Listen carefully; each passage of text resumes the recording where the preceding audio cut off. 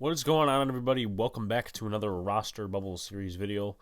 Please like, comment, and subscribe. Turn on post notifications so you know when a live stream pops your jobs. Appreciate y'all coming back. Share this out as well. Even though training camp dates were announced, it is a tough time during the NFL offseason for content creators, as you know, different people will go the route of just pulling beat reporter news and top 10 of this and that and the other thing. Some guys like myself will try to be a little more creative. So I decided to pick out obviously the roster bubble series, which this is the 13th episode, lucky number 13 if that's your lucky number. But share this out, get it out to more people. Appreciate you guys. Appreciate that. If you haven't already, I haven't checked my audience stats recently, but there's probably about 50-60% of you that have not subscribed. That are looking at these videos, please subscribe. Do that. You will not regret it. We have a lot of fun on here. At this moment, now this is being recorded on a Friday, just to, obviously tell you guys, I will be at NYY News TV Day on Saturday, which is the day this will premiere, which means I probably won't be in the premiere itself, unless for some reason something happens in the Yankee game and I just don't feel like watching, or there's a rain delay. Hopefully not. But another roster bubble series video, episode number 13. This one's going to be on David Moa. Now, he was a preseason fan favorite, last year. And I expected him a little bit to make the roster.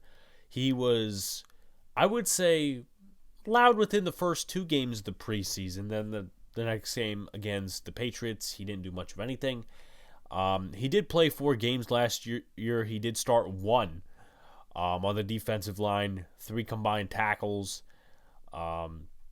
total of 17% of the defensive snaps played. So obviously he was a rotational piece towards the end of the season. I think his first game was against the Carolina Panthers, if I'm not mistaken. But then again, I could be wrong too.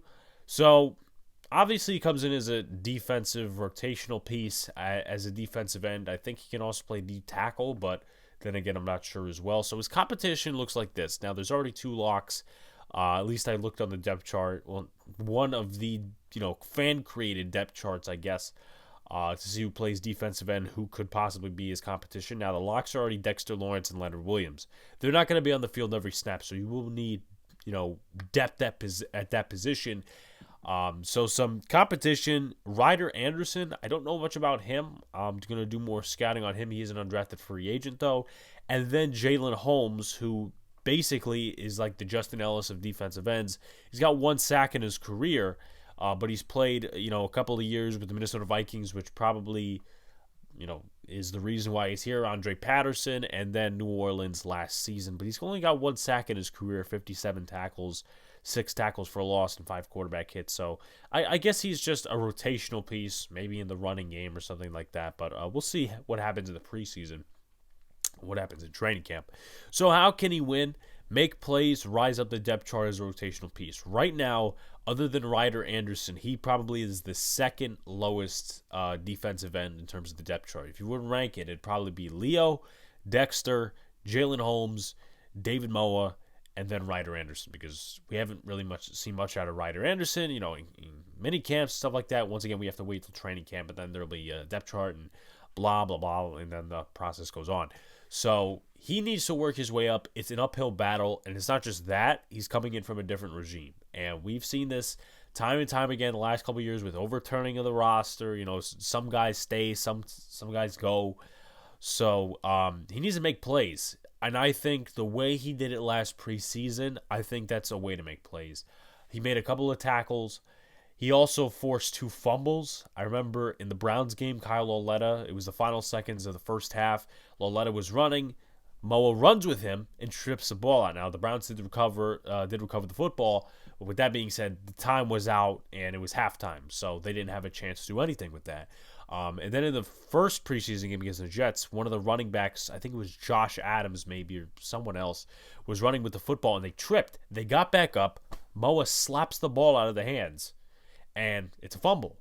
So if you can make plays like that against the 2s and 3s, and that's where he's going to be. He's not going to be with the 1s unless injury happens. But if he makes plays amongst the 2s and the 3s, then he should have a standing chance against Jalen Holmes, Ryder Anderson, some of the other guys that they'll bring in at the defensive end spot. Now, of course, you have to keep in mind, defensive end is different in a 3-4 than it is a 4-3. 3-4, it's interior, defensive interior. That's ideally what David Moa is. So, that's that in terms of how he can win, how he can lose. Staying quiet is really how he can lose. Not winning any reps, not getting into the backfield, not forcing any fumbles, unlike last preseason. So it's gonna be a tough uphill battle for David Moa at the defensive end spot. But they do need depth there, and once again, it's between him, Ryder Anderson, and Jalen Holmes. Holmes, a veteran who's played with the Saints and Vikings, and then Ryder Anderson, who is an undrafted free agent, who we have yet to obviously, research, and we have yet to see him in live reps. So, in terms of a prediction, I have David Moa getting released. Maybe he signed on the practice squad. They obviously have that new veteran rule where you could keep a couple of veterans on the practice squad no matter the years of experience. They have done that with numerous players the last 2 years. But I have him getting released. I think possibly Jalen Holmes makes the roster. I haven't done enough research on him just yet. But I don't think Moa is going to make the roster. I think that, last year was an anomaly for him in terms of making plays. I hope I'm wrong because he was one of my favorite players in the preseason last year because of the plays he made. But this defensive line does need depth, and we'll see where they go with it. But for right now, my prediction is that he's getting released. And also keep in mind that this is not my final prediction. Like, this is a roster bubble video in that I'm not doing another 2.0 David Moa. No, that's not happening, but I will be making a 53-man projection at the end of training camp, preseason, whatever the hell you want to call it. So be sure to like, comment, and subscribe.